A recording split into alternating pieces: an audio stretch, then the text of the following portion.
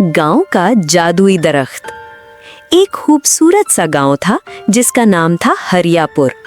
इस गांव के बिल्कुल बीच में एक बहुत पुराना दरख्त था।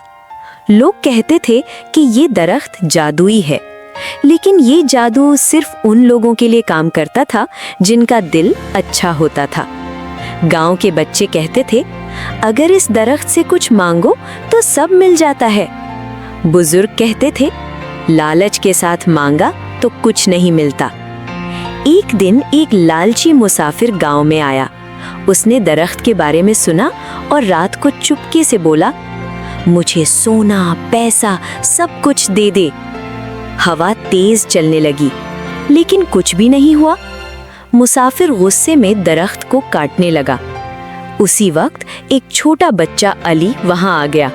उसने कहा, दरख्त को चोट मत दो, ये हम सबका है। अली ने दरख्त से कहा, अगर हो सके तो मेरी अम्मा के लिए थोड़ी दवा दे दो।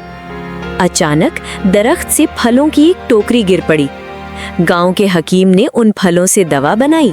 अली की अम्मा ठीक हो गई। लालची मुसाफिर शर्मिंदा हो गया और माफी मांगकर चला गया। गांव वालों ने समझ लिया कि जादू लालच में नहीं, नियत में होता है।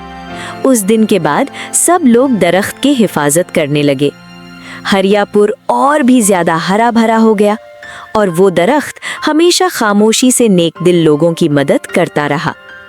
इस कहानी से हमें ये सबक मिलता है कि अच्छी नीयत से मांगी गई दुआ कभी खाली नहीं जाती और लालच हमेशा नुकसान देता है।